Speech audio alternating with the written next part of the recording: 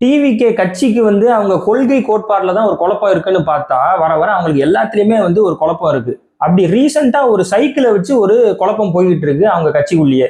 அது என்னன்னு பார்த்தோம்னா 2021 எலெக்ஷன்ஸ் நடந்துச்சுல, ஸ்டேட் எலெக்ஷன்ஸ் நடந்துச்சுல, அப்போ வந்து நம்ம விஜய் வந்து அவரோட ஓட்டு போடுறதுக்காக ஒரு சைக்கிள் எடுத்துட்டு போறாரு. ஸோ அந்த சைக்கிள் வந்து ரெட் அண்ட் பிளாக்ல வந்து பெயிண்ட் அடிச்சிருக்கு. ஸோ இவர் ஓட்டு போட்டு வராரு, இதை மக்கள் எல்லாரும் பாக்குறாங்க. அந்த நேரத்தில் மக்களுக்கே ஒரு டவுட் வருது, இவர் வந்து இப்படி ரெட் அண்ட் பிளாக்ல வந்து ஒரு சைக்கிள் எடுத்துட்டு போறாரு, ஒருவேளை இன்டைரக்டா யாருக்காவது சப்போர்ட் பண்றாரா அப்படின்னு நம்ம மக்களுக்கே ஒரு டவுட் வருது.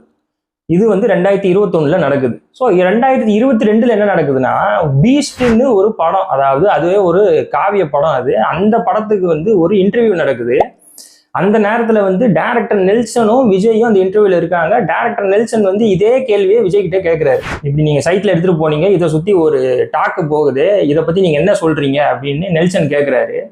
அந்த நேரத்துல விஜய் என்ன சொல்றாருன்னா, அப்படிலாம் எனக்கு எதுவுமே இல்லப்பா, அப்படிலாம் எதுவும் இல்லப்பா, எனக்கு இதே எனக்கு ஆச்சரியமா இருக்கு நீங்க சொல்றது அப்படின்னு சொல்லிட்டு நைஸா நழுவி ஓடிட்டாரு. இப்போ ரீசெண்டா என்ன நடந்திருக்குன்னா, ஆதவ் அர்ஜுனா வந்து ஒரு மேடையில பேசுறாரு. அதே மேடையில விஜய் இருக்கிறாரு. அந்த நேரத்துல ஆதவ் அர்ஜுனா என்ன சொல்றாருன்னா, டிஎம்கேக்கு நன்றி இல்லையா, எங்க தலைவர் வந்து 2021லயே உங்களுக்கு வந்து இன்டைரக்டா சப்போர்ட் பண்ணாரு, சைக்கிள்ல வந்து ரெட் அண்ட் பிளாக் அடிச்சுட்டு அப்படின்ட்டு அவர் சொல்றாரு. இந்த நேரத்துல விஜய் வந்து அமைதியா கேட்டுக்கிட்டு இருக்காரு. இதுக்கப்புறம் நடக்கிறது தான் ஹைலைட். இதுக்கப்புறம் ஒரு லைவ் டிபேட் நடக்குது. அந்த நேரத்துல வந்து லோயாலா மணி வந்து இருக்கிறாரு. ஓகேவா? அந்த நேரத்துல நெறியாளர் வந்து கேட்கிறாரு நம்ம லோயாலா மணி கிட்ட, நீங்க வந்து சொல்றீங்க நீங்க வந்து டிஎம்கேக்கு சப்போர்ட் பண்ணல அப்படிங்கிற மாதிரி சொல்றீங்க, அதாவது ஒரு 10 வருஷம் 15 வருஷத்துக்கு முன்னாடில இருந்தே உங்களுக்கு எல்லாம் தெரிஞ்சிச்சுன்னு சொல்றீங்க. ஆனா ஆதவ் அர்ஜுனா சொல்றாரு, இப்படி 2021 எலெக்ஷன்ஸ் வரைக்கும் உங்க தலைவர் வந்து டிஎம்கேக்கு சப்போர்ட் பண்ணாரு இன்டைரக்டா, இதை மாதிரி ரெட் அண்ட் பிளாக்ல வந்து பெயிண்ட் அடிச்சுட்டு அப்படிங்கன்னு கேட்கிறாரு நம்ம நெறியாளர். லோயாலா மணி சொல்றாரு, அப்படிலாம் இல்லவே இல்லைங்க, ஆதவ் அர்ஜுனா சொன்னாலாம் கிடையாது, எங்க தலைவர் விஜய் சொன்னாதான் கணக்கு, அவரு தான் சொல்லணும், ஆதவ் அர்ஜுனா சொல்லதுன்னா செல்லவே செல்லாது அப்படின்ட்டு.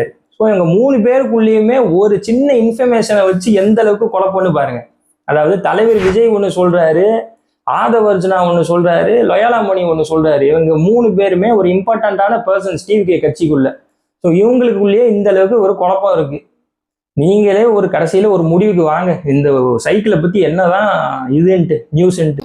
எடுத்த நாள் முதல் இந்த நாள் வரை வண்டியை விடவில்லை.